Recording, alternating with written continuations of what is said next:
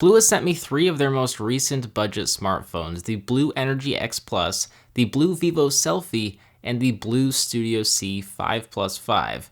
In this video, we're going to take a look at the BLU Vivo Selfie to see if it's worth its $150 off contract price tag here on PhoneDog.com.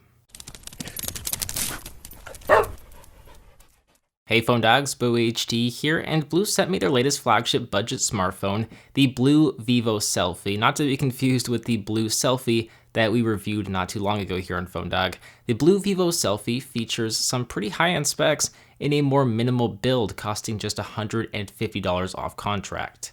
One of the most impressive features is the Super AMOLED display and the dual Sony camera sensors on the front and back of this device that we will definitely take a closer look at here in a moment. The packaging though is kind of noteworthy. It's jet black and we have this peel off film that reveals this reflective panel where the display would be on the Vivo Selfie. It's kind of cool. Some of the specs of the Vivo Selfie include a 4.8-inch HD Super AMOLED display with Corning Gorilla Glass 3 protection, a 1.3 GHz quad-core processor, an 8-megapixel rear and front-facing camera sensor, 4G HSPA+, 1 GB of RAM, and this device runs Android 5.0 Lollipop out of the box. One of the first, if not the first, BLU device to run Android Lollipop. Now to get inside this box, all we need to do is use the trusty BooHD official unboxing knife to cut off all 4 pieces of tape.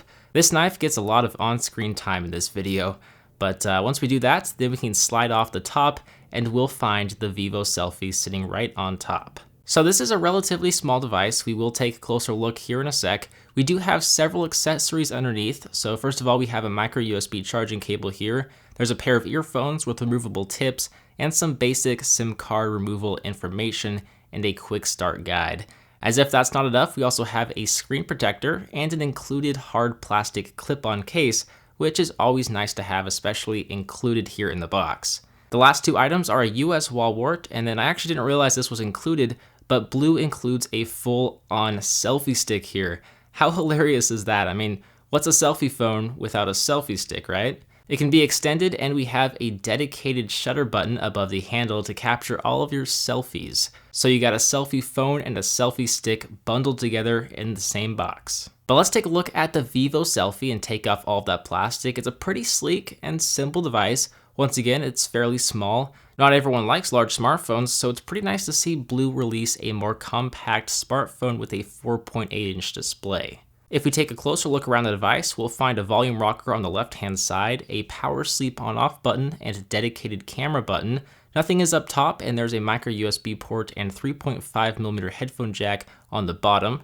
On the front, we have a 8-megapixel camera sensor with a flash. You don't see that every day. Below is the 4.8-inch HD Super AMOLED display, which relies on software navigation buttons.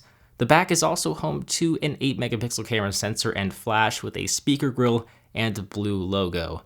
It has a plastic matted finish that doesn't feel terribly premium, but it provides some grip and doesn't feel too bad, especially considering the price tag. A big perk of the plastic back cover is the fact that it is removable, and it will give us access to not 1, but 2 SIM card slots and a micro SD card slot for expandable storage. The 2300 mAh battery is non-removable though. Now the display on the Vivo Selfie is really nice. It's bright, it has pretty good viewing angles, and colors are very vibrant and sharp. In general, I love how much contrast there is with AMOLED displays and the fact that black colors aren't being powered, so you do save a little bit of battery life. This is not a bad 720p panel at all. Arguably a feature that's even better than this display is the software. It's running Android Lollipop and it's a very pure, unaltered Android Lollipop experience. All of the material design animations I've fell in love with over the past several months, they're all here. The only thing missing is Google Now on the home screen, but as always, you can install the Google Now launcher to retrieve this feature.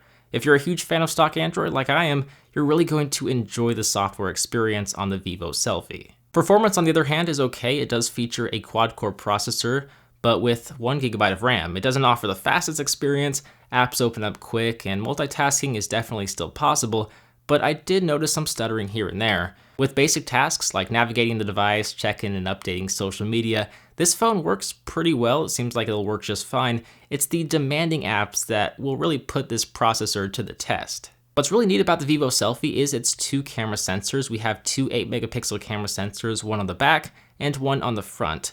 The front camera sensor even has a flash, which you don't really see very often, and it's not terribly bright, but it kind of gives a tiny bit of illumination. It's safe to say that if you take a lot of selfies, you will like this device all the better. Overall, I love the display, I love the near stock Android experience. There's not a lot of bloatware. You have 2 decent camera sensors, a micro SD card slot for expandable storage, and the form factor is pretty universal. For $149 off contract, the Vivo Selfie is a very capable budget smartphone. I will leave a link to the Amazon listing of this device down below in the description bar for your convenience so that you can investigate this device further. 2015 is shaping up to be the year of the budget smartphones. There's a lot of competition, so let me know how you think this device stacks up to the competition. I'd love to read your thoughts. But as always guys, I'm BoHD, thank you for making it this far in the video. I hope you enjoyed it, and I will see you right back here in the next one. See ya!